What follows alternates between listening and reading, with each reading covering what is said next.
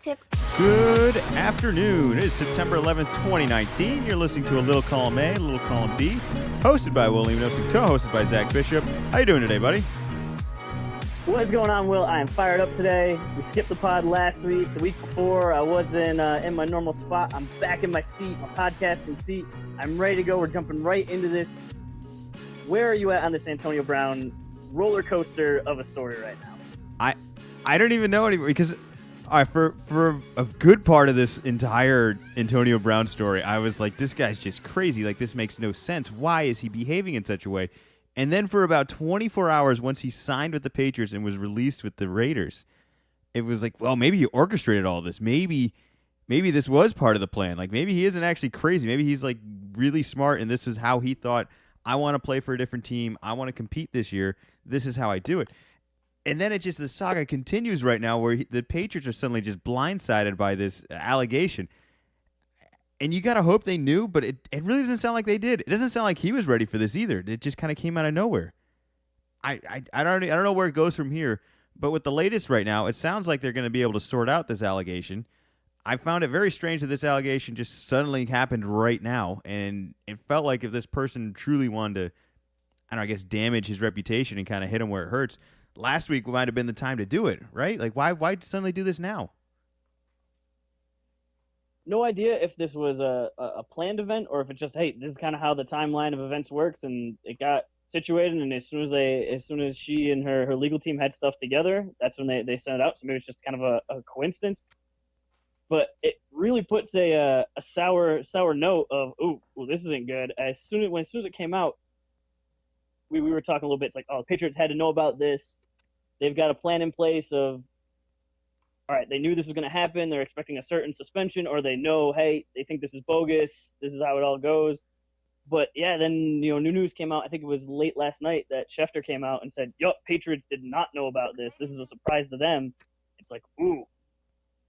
I mean, I would think the Patriots, along with all the other teams, and just the Patriots even a little more, have done the due diligence before signing a guy and knowing, just especially like something, a guy with like Josh Gordon that we already have, of knowing everything, every little detail. And so for them to be blindsided, oh boy, I mean, they have a team of people that I'm sure are looking into every player and every draft pick before they make anything happen. I think the other thing that's interesting is I felt like we were already, prior to this Antonio Brown signing, we were already stocking up on receivers. It felt like, all right, we're bringing Dorsett back. Dorsett looked good week one. Finally, that pick was that traded for Jacoby Brissett is finally looking like we got some value out of Dorsett now. Catching a touchdown last week. I thought he looked pretty good.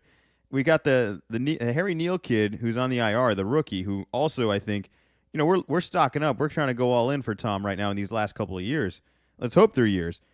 You were bringing back Welker. Gronk's gone, and I don't think we're very worried about all that. Josh Gordon looked healthy. Edelman. He's ready to go. Edelman's Bring ready. back Edelman, not Welker. Oh, Welker. Oh, man. Listen to me. I'm 1 week off. One week off of the podcast, and this is what happens.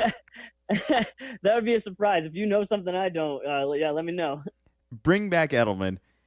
And we also have Demaryius Thomas in this whole mix, who suddenly gets traded to the Jets, and it felt like an hour after he gets traded to the Jets, this Antonio Brown thing comes out, and I'm thinking, did he take a physical yet? Can we bring that? Can we have him back? Are we sure we want a future 6th-round pick from the Jets for him? Because he seemed like he could actually run a couple of plays for us. Antonio Brown practiced today. It looks like he should be all right. The biggest thing I'm concerned about is the commissioner's exempt list, of which we have no real control over. Like, once he goes on that, it's kind of like you can appeal, but I don't think there's a whole lot you can do. It's really in their hands at that point. Is Antonio Brown going to play this week? Well, there was hesitation about him playing even before these allegations came out. I'm not sure if that was the foot or that was you haven't even been around a week, and it takes a little longer than that to figure out the Patriots system. I don't think he plays this week. I think they're gonna try to iron some things out first and find out exactly how serious this is.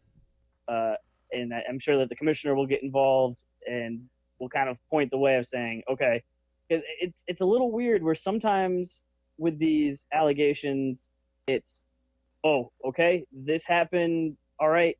Nope, you were suspended.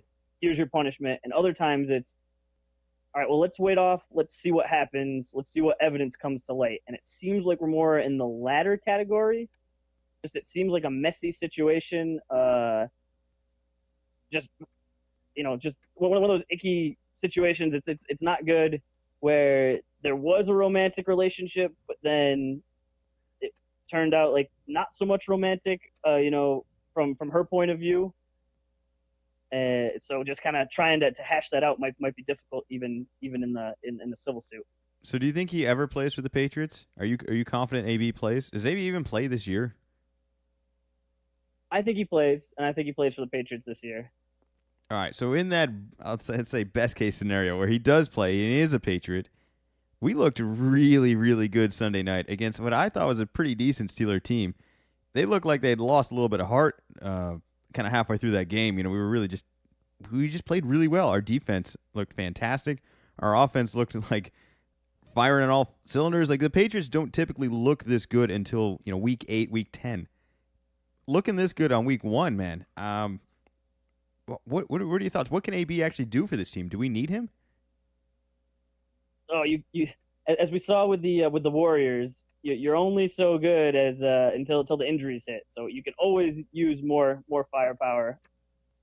I think there is a little bit of a risk in the the off the field situation. I know there's the conspiracy theory that he orchestrated the whole thing since he was on the Steelers to get to the Patriots, and this was the only way to do it. That seems a little far fetched. So maybe there is some off the field. Just kind of seems like a little bit of an odd guy. But I think that the Patriots, like they're all about the team. They've been about the team for a while, and will be willing to get rid of him, even if he is really good. If it's like, hey, we think you're affecting our ability to be able to win games and win a Super Bowl, they'll cut ties. So I think that anytime you have a chance to get a guy like Antonio Brown, an awesome wide receiver in his prime, you have to do it. I agree. It's a no-brainer. He got his money, but I think from my understanding, we only paid him that much because we were essentially trying to play defense against Kansas City, who I think was the second team. Now, nobody's really confirmed that, but I think most people have just assumed that was the other team that was really going after AB, and AB wanted at least this, and it sounded like the Kansas City was willing to throw in some money as well. I think that's the only reason we gave him that much guaranteed, because I was shocked by that. I thought that was a very un-Patriot-like move of, oh, we're going to give him that right now? I mean, it's not ridiculous. It's only 1 year. We don't do that. You don't really see the Patriots ever really spending money like this.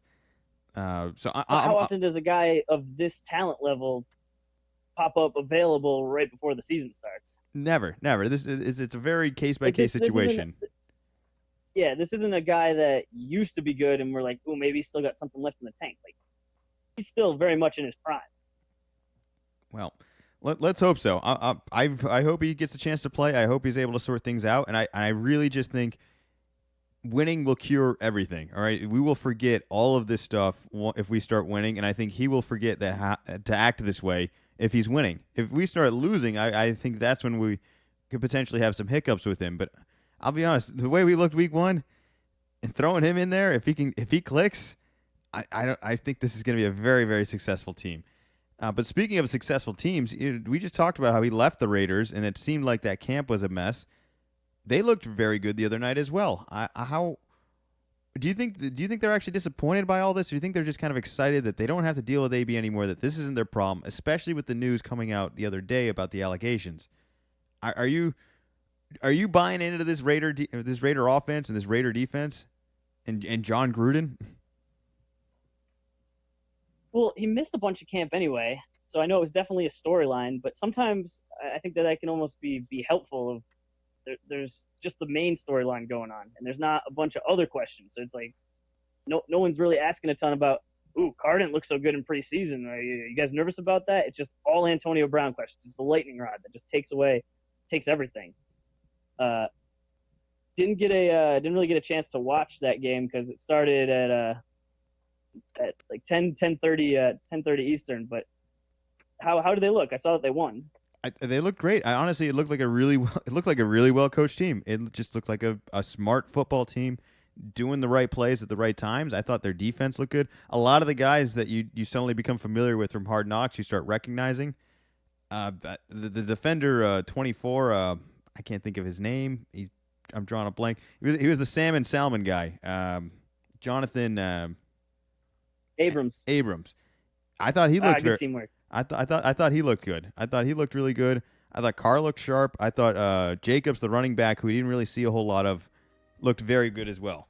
And I'm kind of excited for them. I'm kind of pulling for them. I want them to have success. I feel like they've kind of earned it. Because in all reality, what did they do wrong in all of this?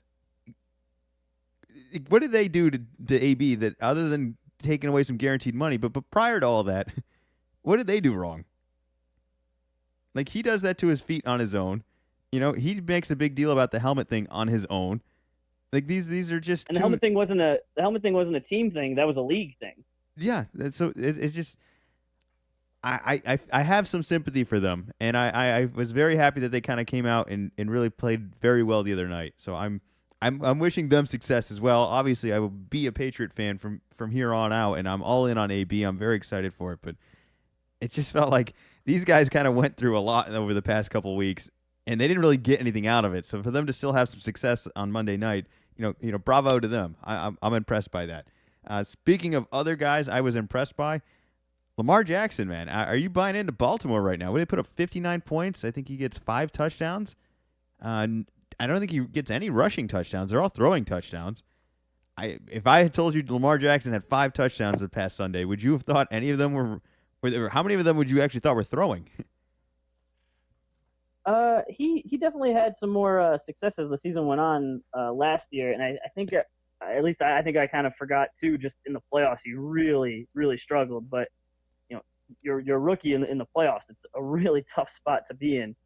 But really cool when you get a guy coming in. He's definitely an exciting player to watch. Kind of makes it so this week coming up, do I really want the Ravens? I don't know. Lamar Jackson, I saw him in the playoffs last year. Where now it's like, ooh, yeah, might need to check that out. He may become must-watch TV. I'm kind of excited for that. He may or is it he was playing the Dolphins?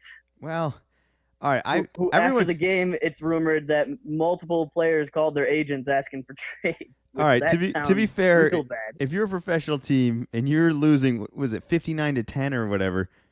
I feel like you almost defensively, like strategically say at the end of the game, like nobody wants to be here. Like there's a reason we lost 59-10. But I liked somebody on I want to say it was after game one. After game this one, isn't like we're in week we're at week 10. We're over halfway through the year, and this has been a rough year. It's been one game. Well, somebody at ESPN had a really good point, and I think it makes sense. It says, well, if you guys were all that good, you wouldn't be playing for Miami.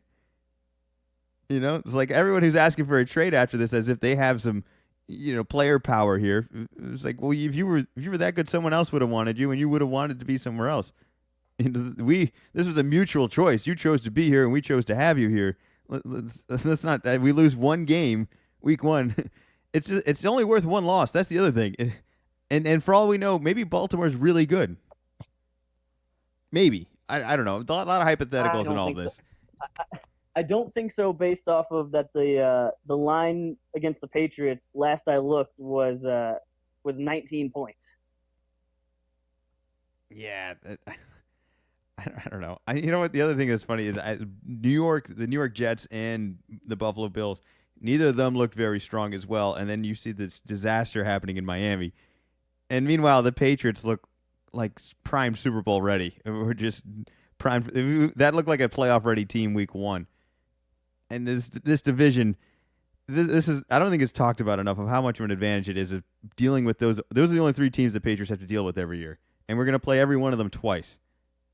I don't think that gets talked about of the advantage of the division. I don't know how they're not able to catch up even slightly every year, but it's only week one, and a lot of storylines. Overreaction theater. Lots of things to come. Lots of more things to come. Did you by any chance see the Kyler Murray comeback? I saw most of it. So for all the listeners, I was traveling back from a wedding on Sunday. So there was television on the flight. By the time I got on the flight, I was able to watch most of the thrilling Cowboys Giants game, and I say that sarcastically. So I actually kind of fell asleep during some of that. That was not a very good game at all, and they just took forever to change the channel over. But then I did see Kyler Murray. I saw all the way up until he saw him score the touchdown. Did not see him get the 2-point conversion because we had landed the plane. But then in the airport, I was able to kind of in the distance watch like a little bit of it. So saw most of that drive, but did not fully see it. Well, I mean, the guy struggles for 90% of this game. 90% of this game, he's looks like a rookie. He looks like he shouldn't be out there. And then suddenly on this one drive where they need him, the magic just suddenly clicks, and there's a whole lot of boneheaded plays you could talk about and all that. There was a timeout called early the play before. They were playing Detroit, right? It's Detroit, and it's the old Patricia is the coach, right? Yeah. Yeah. Somebody on the sideline. They need a first down, right? There's like a minute. There's like 90 seconds left in this game, and all Detroit needs is one first down. And they run like a play, and they get the first down, but then it turns out that the coach had called timeout right before the play. They call timeout, they run another play, they don't get the first down, they have to punt it, and then Kyler Murray goes all the way down the field, ties it up, they go into overtime, and then from there it just feels like, all right, maybe this guy is gonna be a quarterback in this league for a while. But it's hard to forget that 90%, like I said, 90% of this game he's not very good, as well as this entire offense just looked like a mess. Shout out to Larry Fitzgerald too for still being awesome at the age he's at. Yeah. Ageless. Still got it. Timeless guy. Well, he is he is a rookie. It's always tricky, that first game. Figure everything's a lot faster. So I drafted him in one of my fantasy leagues, and I started him. So I was aware of his lack of ability, and was like, man, am I a dummy? But my other one was Roethlisberger, so it worked out. It worked out for me. And I don't want to get into the Steelers things. I sympathize for them too. It really feels like AB somehow destroyed this locker room without even being there. And I don't know how they managed to control all of this, basically behind closed doors for, I mean, how many years has he been in the league? His entire career was in Pittsburgh. I don't remember hearing a lot of AB stories of him being a problem. I knew there were some characters in that Steeler locker room, but I felt like they had a strong leadership, and they were able to control that very well. And the second they let this guy loose, this is what happens.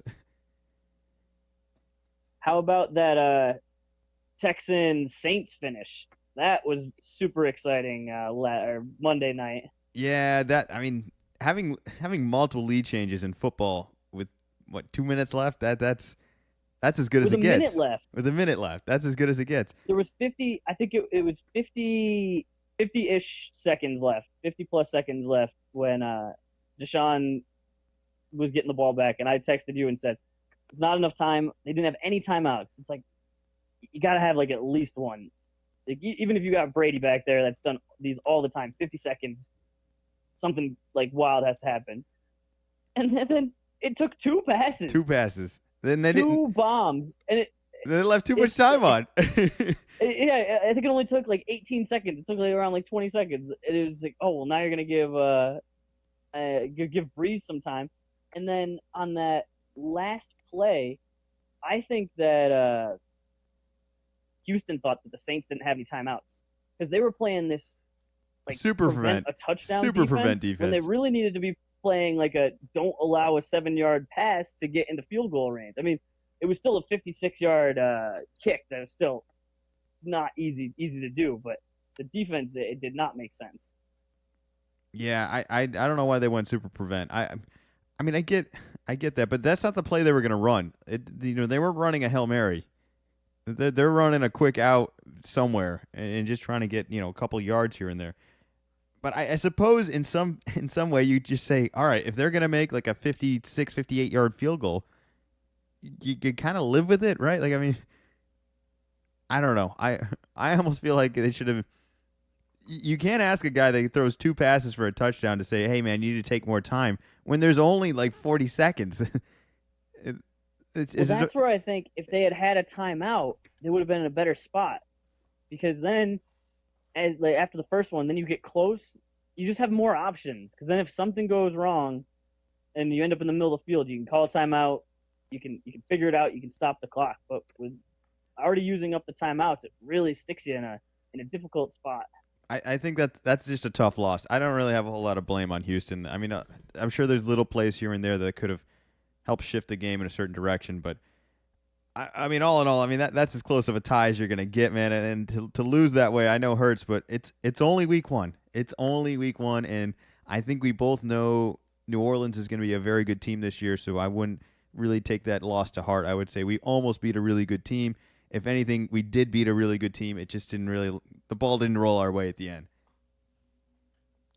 So I'm excited. That you know what, that entire game, especially the ending of that, is it not? It's hard not to smile. Like that was just, football is back. This is awesome. This Oh is yeah, exactly what I wanted.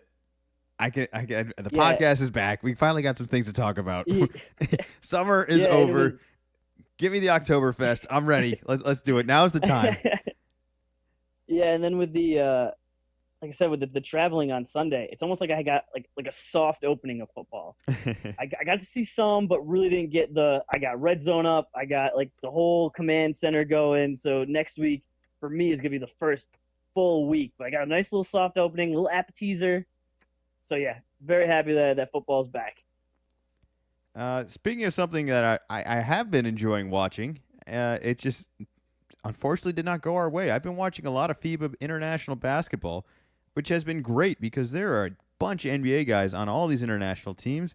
And unfortunately, Team USA found out today that Team France has a lot of NBA guys that are a little bit bigger and a little bit stronger than us, as well as they have a very well executed pick and roll. I can't even believe I'm saying this, but are you shocked by this that Team USA fell to France? I mean, I'll list off some of the NBA guys for France right now. All right, Gobert, the center, was a Defensive Player of the Year, so he's more than just an NBA guy. He's really good. Fournier is a starter. Frank Ntilikina was drafted by the Knicks. That was a high draft pick. Nicholas Batum, a little bit older, but definitely a name that's been in the league for some time. And DeCola, I think he played for both the Spurs and the Mavericks at some point, but I can't really pin on the point. Like, I can't remember the last time I saw him play. Like, I feel like it's been a couple of years, or maybe he just didn't make a rotation. Anyways, all four of those guys have a very, very good game. All five of those guys have a very good game against USA today. And unfortunately, USA falls. I thought we could definitely put some blame on some coaching today. I didn't think we played very well defensively. It felt like we had mismatches all over, mostly of just, I'd say good-sized guys trying to guard centers. Guys like Middleton and Harrison Barnes at that 6'8" size. They can switch onto positions, but I don't think you want to rely on them being switched on to Gobert regularly, and I feel like they just got torched by that. Are you blaming – who are you blaming for all this? Are you giving credit to France, or are you putting some blame on somebody?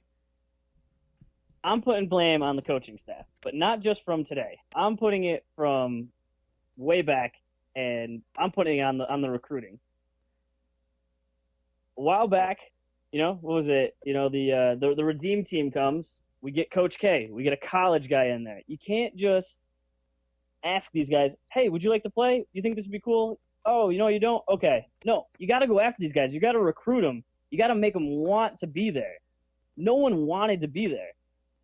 Pop, great NBA coach, but doesn't have to recruit. He gets the guys in there, runs a great system, which, he did the best he could with the guys he had, but how many All-Stars were on this team? This USA team? Let's see. Kemba wasn't of last year, or I guess at all. Just anytime, ever. Kemba, Middleton was his first time All-Star last year. Both guys that played in the East, if they were in the West, I don't think they make it. Probably not. I don't think that's too strong of a statement, right? Okay. No. All right. Who else?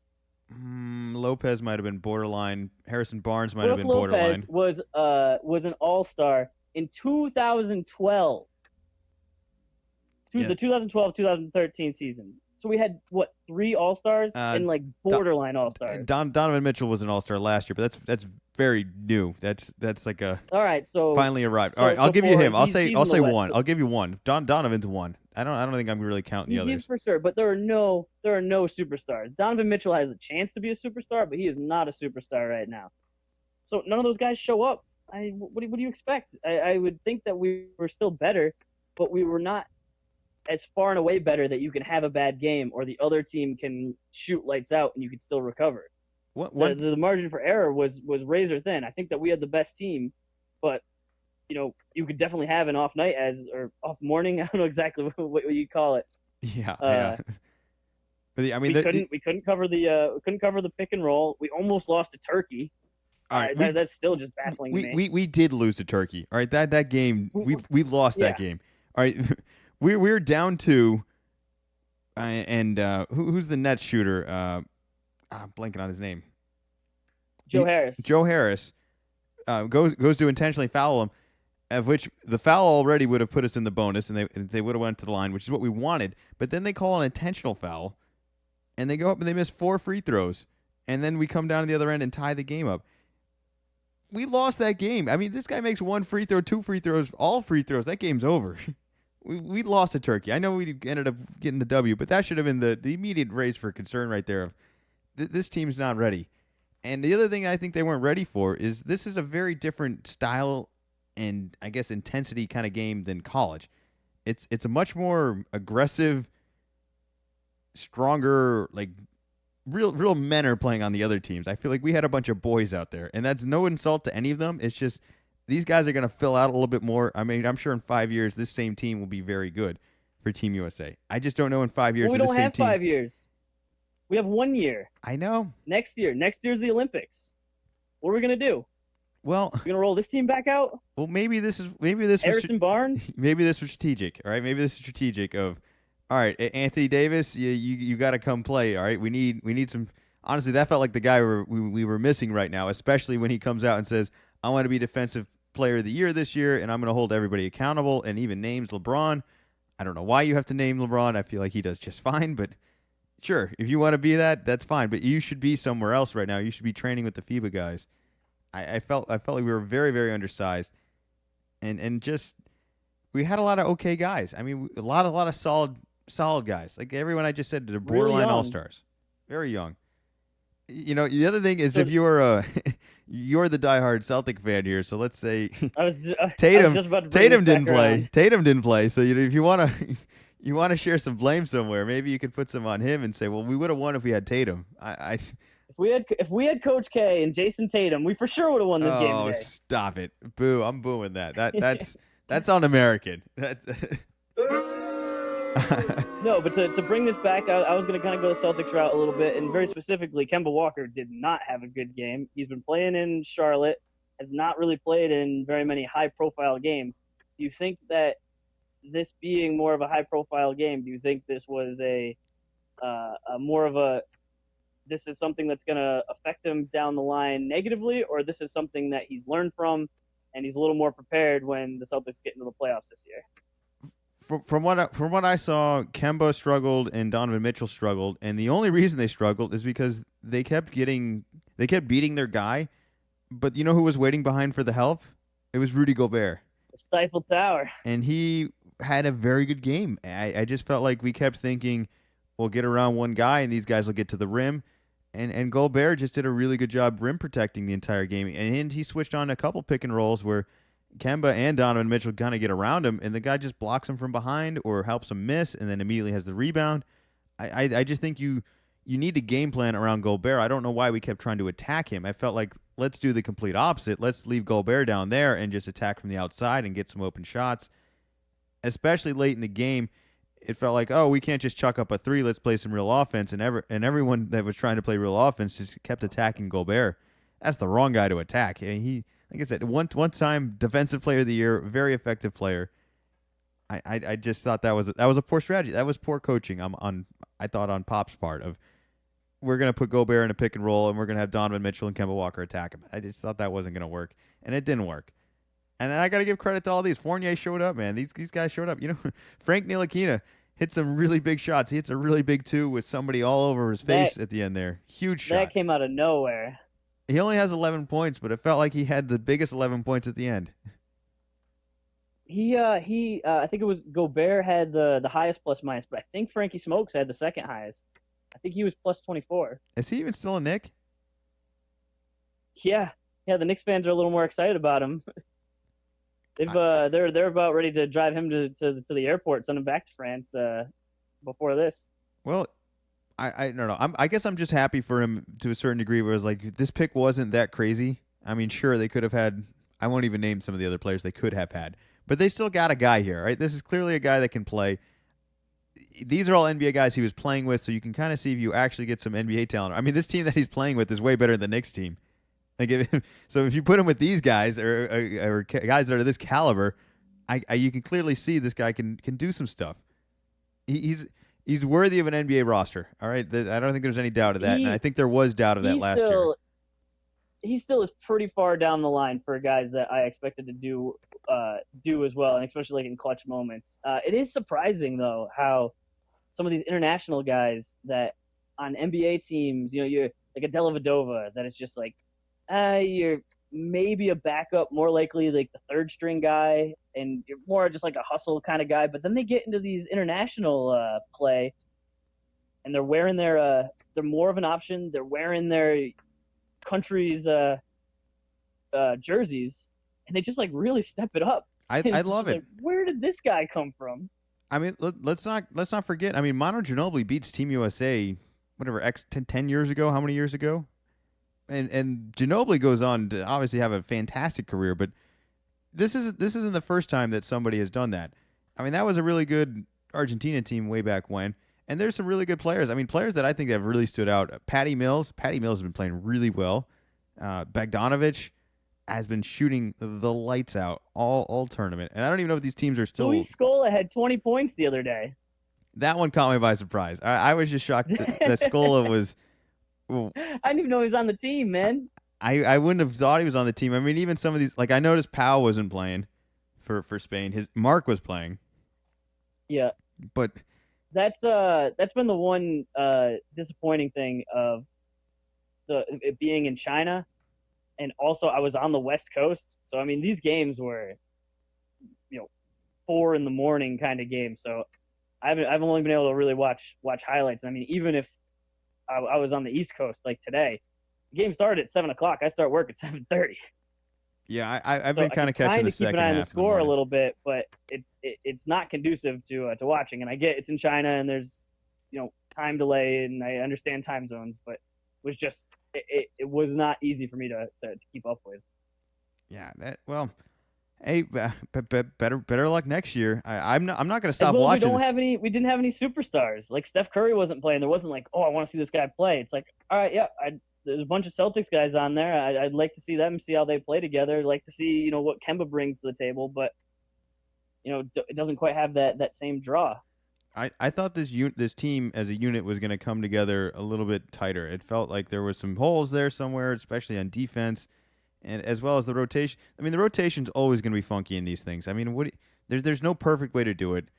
You got to kind of go with the hot hand. There's less minutes. Yeah, you have less time to experiment with stuff because it's 10-minute quarters instead of 12, so you have 8 less minutes to mess around with. Yeah. Well, while we're on the topic of some NBA basketball here, let's talk about a new NBA rule that has just been created, and that is the ban of the ninja headband. No more tying. I think guys that have worn the ninja headband in the past have been Jimmy Butler, De'Aaron Fox. I'm sure there's a couple others I'm missing right now. Drew Holiday, Karl Anthony Towns, Jared Allen, to name a few. Yeah. I mean, so it feels like a trend. This is a thing. This feels like a rule that is addressing more than just a select group of people. Like this is happening. From my understanding, the majority of the ban was related to, I guess, health concerns and injury concerns.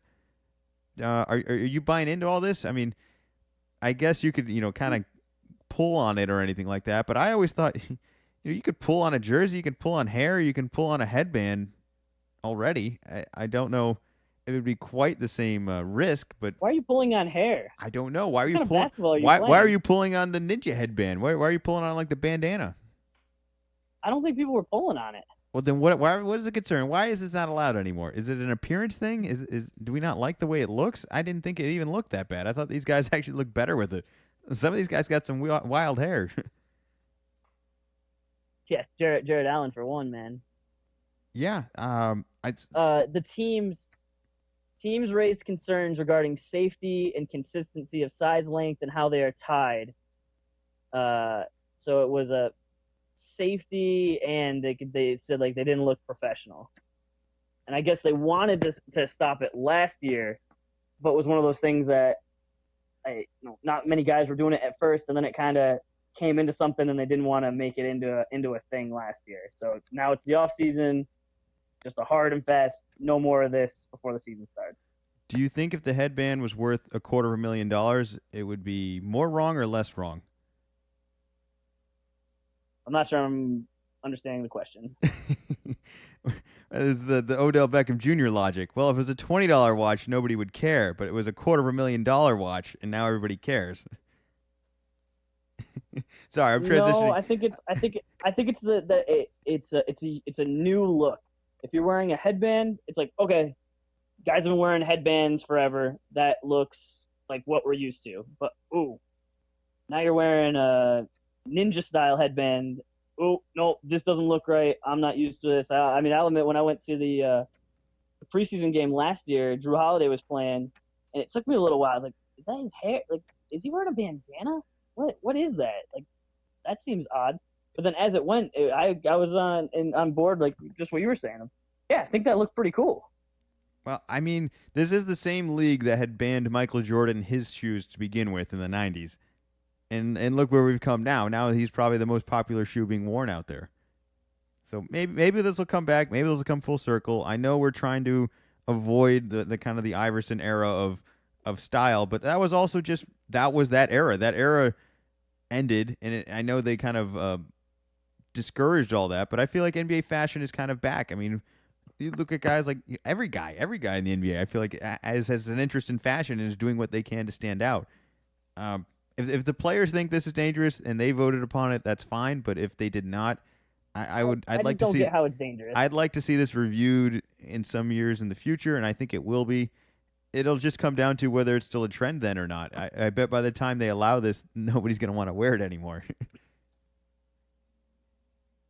I'm um, wondering if you brought up the Michael Jordan point. If any guy will wear it and just say, yeah, find me. maybe I like wearing it. I think it looks cool. I'm gonna get like endorsements that'll easily take care of this.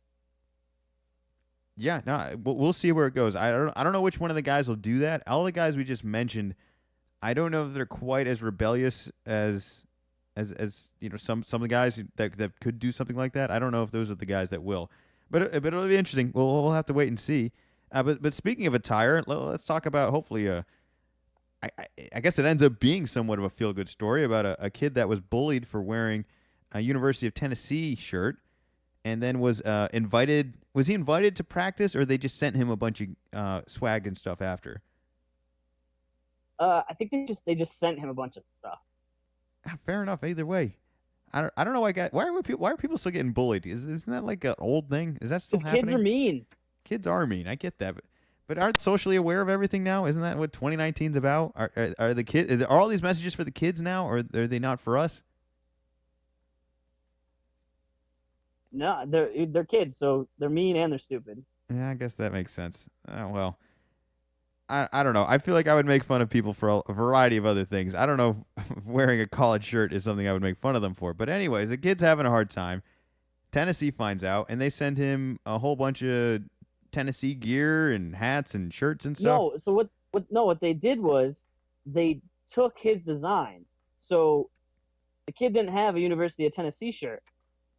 All he had was an orange shirt, and he took a piece of paper and he drew a U and a T and did like kind of like some filling on it. And Ah, so they went out and copied his design and like made it official. oh, And so all right. they're selling the shirts for $15 and said that it cost $750 to print the shirt and that the rest of the money they're donating it to the charity Stomp Out Bullying. That's awesome. That's a great story. I'm glad we had a chance to talk about that. Do you know the kid's name Yeah, by the any worst part chance? too is that it wasn't like he just randomly wore it either. It was specifically for it was wear your school's college colors day. Hey, just just showing school spirit and showing support, just like every other fan around the world. That's all he wants to do. Yeah, I mean, good news for Tennessee because it looks like their season's over. So well, at least like they say they did something good. This is how the season can be remembered because I don't think it's gonna be remembered for the actual football. well, thank you for setting the record straight there. And speaking of that, how about we play a little game show right now? You ready? Let's get this music Let's queued go. up. All right. Are you sure you got something ready? You're a week off right now. Ladies and gentlemen, may I Oh, I'm ready. All right. You So didn't- we do you this. didn't even ask you ahead of time. You just No, I didn't. do it. I just Good thing assumed you were looked ready. there. I actually was kind of almost like it. expecting to do double right now. I thought you'd have last week and this week. Oh, I did think about that, and but I couldn't decide whether it made sense to play twice or if it made sense to do like 2 out of 6. So it's like, you know what, let's not get tricky. We just skipped last pod. You know, had to give those interns a little break before school started again. So no, just the normal Zach sets the record straight. Anyways, just to explain the rules one more time, in case you're a new listener, make sure you check out the website, lcalcb.com. Every week, Zach and I play a little game show here. Zach is about to read off 3 Guinness World Records. 2 of them are false, and 1 of them is true. And then the way the game works is I'm going to tell you which is which by guessing. So without further ado, Zach, go ahead and tell us the first world record. All right, first world record is Conga Line travels 7 miles for the record. Ooh. You know all what right. Conga Line is? Yeah, that's the yeah, I know. dance? Yeah, the dance. All right, just making sure. I don't know. You I do know. like the traveling sign in basketball, like the referee, and then I think you put out like one arm at the end or something. I don't know. Oh, seems like you know more than I do. Oh yeah, it's Perfect. practice, right? I do. It's my warm up before every podcast. All right, so we got a lot of dancing. The second one. This one's right in your wheelhouse. 314 people form shape of a key to set record. This was a bunch of realtors down in Florida. Huh. 300. 314 people 314. form shape of key. Interesting. All right. It's a strange So marketing we got campaign. we got a dancing one. We got people in the shape of a key. Third one, even more right in your wheelhouse. Men pass basketball behind back 61 times in a minute for the record. In a minute, In a minute. 61 times behind the back in 1 minute. Yep. Ooh, that seems challenging. All right, now that 7 mile conga line dance, like that just seems. It does seem. I think you could do something like that. I mean, how many people would that actually require? That just seems like an absurd amount for 7 miles. Now they went for 7 miles, or the line was 7 miles long. They went for 7 miles. They went for 7. I mean, even that seems like a stretch. I mean, that's definitely covering some ground there. The key thing seems weirdly believable, believe it or not. I don't know. That seems like something, some gimmicky marketing thing realtors would do. So I'll say that one. That one's true. I'll go with the realtor key. It's true.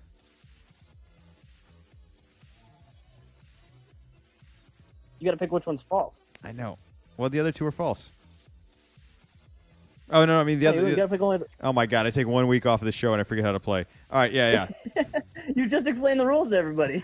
Sorry. It's been a busy day, all right? I've been running around for a while here, all right? I've been entertaining people. I was ready last week, all right? I was not ready this week. This week, I was the one who had stuff going on. My family's in town. You had me nervous that I messed up. I was like, Oh, man. wait, hold on.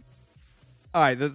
All right. Well, you are correct that the key one is correct. All right. The key That one's true. So that you one's still have true. to guess the false one.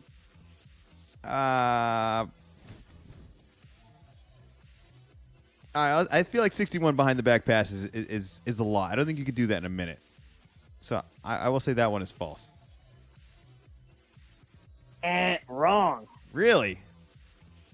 61 behind the back passes in 1 minute. There's a video of it. Doesn't even look that hard.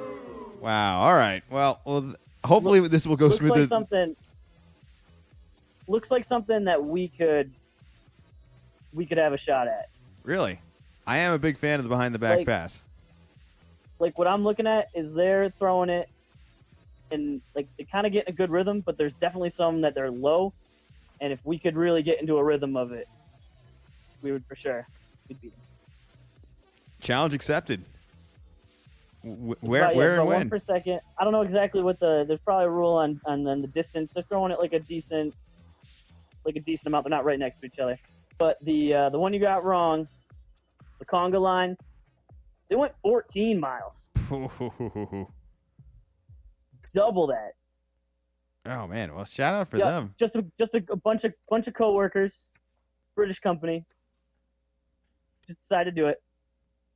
Joined together by a length of string, and it was 57 laps around a track. Interesting. All right, yeah. Well, hey, The song, man, it was around a the song track. d- I thought they would go like through the town. They went around the track. I Like, would have thought so too. Here, that's that's how throw you some could have more, fooled me right there. You could have just said they did it around town. I'd be like, all right, yeah, that seems reasonable. And I was like, no, they did it around a track. here's some more things. Throw for guesses. How many times do you think they played the song "Do the Conga" in a row? Oh man, 10. I don't know. For 14 miles? Oh, wait, they only played that song? I thought they would just like that song had played. Like they had a really long playlist and that was part of it, and the playlist played like 20 times. No, that's the only song they played. That's the only song? They listened to that? That's the impressive part. They were doing the conga. You can't do the conga to anything else besides that song, I'm pretty sure. I think that's the rule.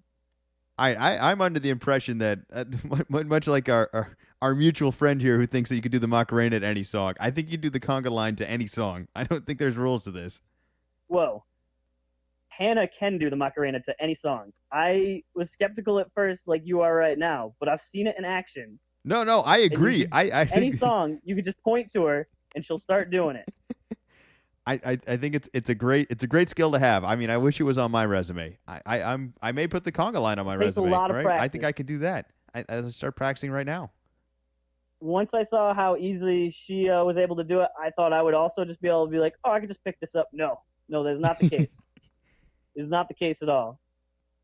Hey, well, that Zach sets the record straight. I don't know how we can get Zach to do some dancing, but maybe that'll be included in some future bet consequence. The only thing is I got to get him to lose a bet one of these times. I keep coming up with all these consequences, and yet I am still defeated in all of them. It's the most fun part of the pod. I don't know what your favorite part is, but that's my favorite part.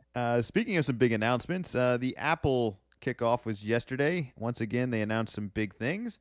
I think the biggest thing they announced is last year that was the first year that they came out with, I'd say, a more budget smartphone. It was called the iPhone XR, and I think it was retailing around $750. And that was the first time they came out with two kind of premium phones and then one lower tier, more affordable phone. Very rare would you ever see Apple do that. And they followed that up this year with coming out with another affordable phone, and that's going to be retailing out starting at $700. So it's actually dropping down. I mean, when was the last time you saw Apple drop a price? Again, it's going to be a pretty badass phone. Doesn't happen very often. It's going to have a lot of features. If you're an Apple person and trying to live the Apple life on a budget, I know that's still a very, very big sum of money. I'm not trying to make it sound like that, but compared to the $1,100 you could spend on the other phone, I think this is the phone for you. So check that out. They also announced that they're going to have their own streaming service just to join the competition of competitions right now. Apple TV Plus is coming our way. Is it Apple TV Plus or just Apple TV? Apple TV Plus. Apple TV Plus. All right. Is the Plus going to be part of every future streaming service? That's what I was wondering. Do you think it's a good idea to add the Plus? Because at this point, people know, oh, the Plus, that means that it's a streaming service because you have Disney Plus, you have ESPN Plus. That's just off the top of my head. Or do you think it's just as lazy? Well, it's maybe a little combination of both, but I think it'll be successful for them because I don't know if everyone's as on top of all these streaming services like we are. Like maybe they overheard Disney Plus and they'll be confused by that and accidentally purchase the Apple TV Plus. I think that may be their bread and butter right there of just relying on maybe people not being as familiar as well as lazy. As well as the customer loyalty of Apple. I don't think there's as loyal of an industry as anyone. I mean, if you're an Apple user, you're all in on Apple. There's very few people that I think are new Apple users. I think you either are one and have been one, or you're not one. So I don't know. The other thing that's interesting, I think the plus kind of feels like a little minor addition when you kind of put the wording on the end there. Like this is just a little bit extra for this. It is just a little bit extra. This is going to be the most affordable streaming service. I think it's going to be $5.99 or $4.99. I don't know the exact Four price. ninety nine. $4.99. I think Disney Plus will be $8.99, and Netflix I think right now is $10.99 or something like that. I'm ballparking these numbers, but all I know is that this Apple TV Plus will be the most affordable streaming service coming later this year. Is that a big deal? Well, you say affordable. It's definitely going to be the cheapest. They're coming out swinging for sure. Well, I don't want to call it They're cheapest. coming out with. Well, they're coming out with That's Steve a Carell. movie with Jason Momoa, another one that's got Reese Witherspoon, Jennifer Aniston, Steve Carell. So it's like, okay, these are some big time people, but they don't really have any, like, I'm gonna call it so much backlog. Where Disney Plus right out of the bat or right out of the gate is just gonna have a bunch of stuff that you know what it is. So definitely Apple is the cheapest. I'm not sure it's necessarily like that. Efficiency is not quite the right term, but like might not be the most like the best bang for your buck. Well, we'll definitely keep an eye out on that. I just Apple's a big company. They can do a lot of things. They are doing a lot of things. I'm not shocked by this. I will be shocked. I don't know. I'm kind of going to be impressed by that Steve Carell, Jennifer Aniston, Witherspoon movie. That sounded awesome. During the presentation yesterday, they made sure to mention that is the currently most watched trailer on YouTube that has released recently. Just kind of one little thing there. And one other thing to mention is that if you do purchase any of the new Apple products that are coming, I think later this month, this new round of stuff. So I think that's the new iPad, the new iPhones, whatever other new watches. It will come with a year of Apple TV Plus for free for the first year. So if you are looking to upgrade and you're looking to test that out, that will be included with your new Apple purchases. So I don't know. We'll see what happens there. The phones. I mean, the one thing I say Apple went all in on, that if you're looking for what's different from this year to last year, all in on the camera this year. Apple really making a big push to kind of be the top dog for cameras. They've never had a bad camera, but I don't think I would have ever crowned them the best phone camera. Looks like this year they're really going for that, especially for video. Video and photos are going to be a big part of the new phones for Apple in the next release year. So keep an eye out for all that. Another thing, you know what? Let's not even talk about it. We got about 5 minutes left here. We could wrap up with a couple of different things here. We can talk about some Six Flags stuff. We could talk about some Mario Kart. I will let Zach, the co-host, decide which story he would like to present here. Go with it. Let's go with the Six Flags. All right, what do we got going on at Six Flags here? They're doing a coffin challenge for Fright Fest, and I'm just wondering if this interests you at all. It's a couples challenge. So they're this year looking to get 6 couples, and it's of any sort: siblings, cousins, friends, lovers, podcast hosts, anybody. You got to spend 30 hours in a coffin.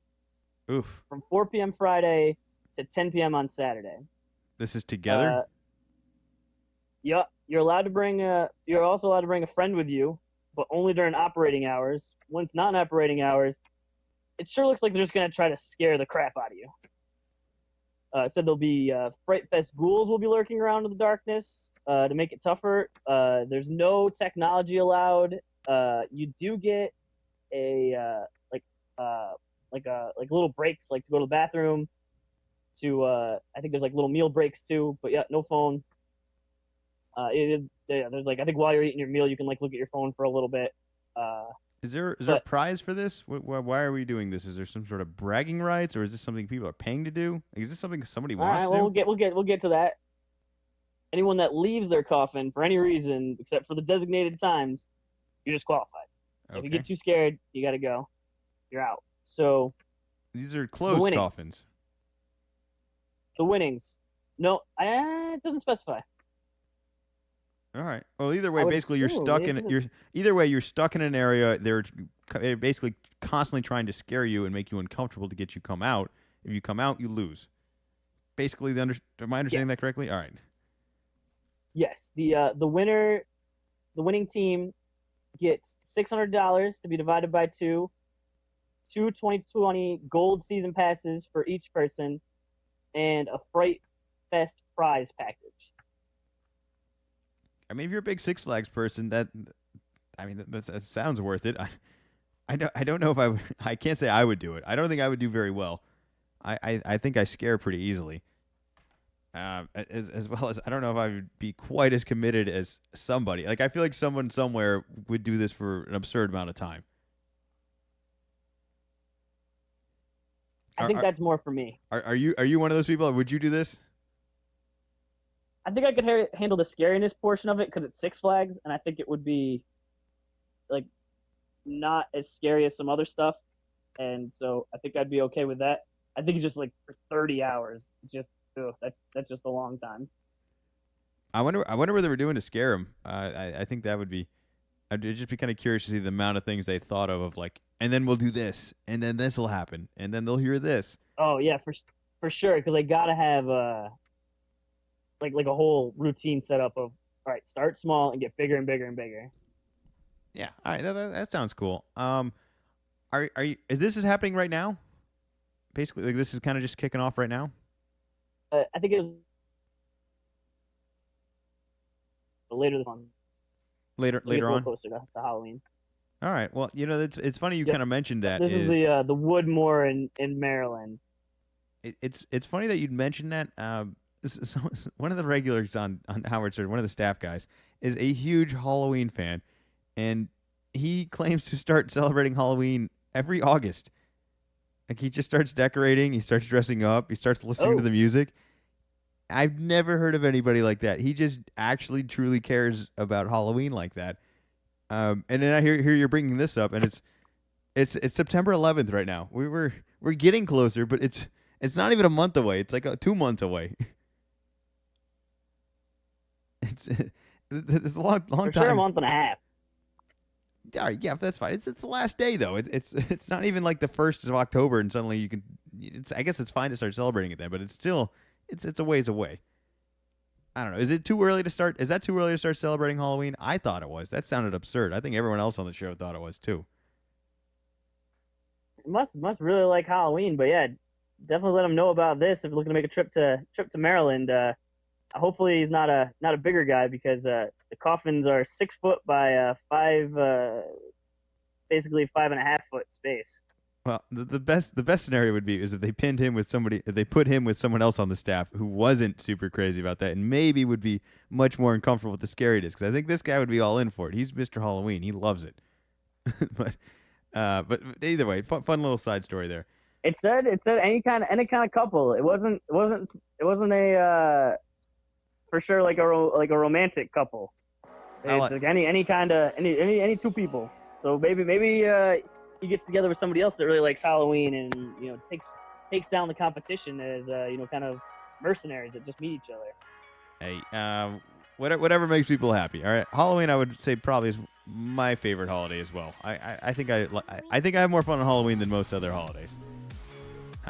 Although I'm not a huge fan of the dressing up. I just think it's fun to see other people dressed up. Don't even get dressed up. I like seeing other people dressed up. You always struggle with your costume. How can it be your favorite? Okay. I think I like seeing other people dressed up. I don't think I quite enjoy doing that. Right around the corner. I don't really like when people get all like Star Spangled Awesome for the 4th of July. Like that's cool. It's very patriotic.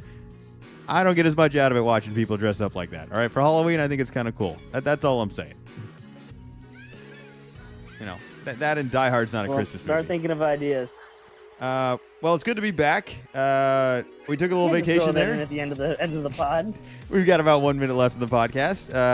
Make sure you check out the website. Give the interns a break. They had to go back to school. And we got more. We got more interns. They're coming.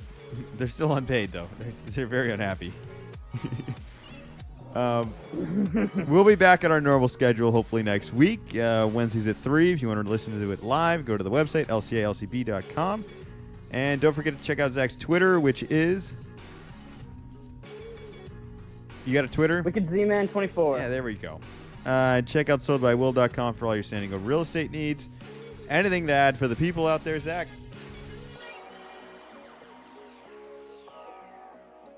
excited that football's back. Looking forward to a full slate of college games on Saturday and a full slate of NFL games on Sunday and for the rest of the fall. Yeah, enjoy your Saturday doing something else. I can't do college. We'll get into it next week. Anyways, we'll be back. Thanks as always for listening.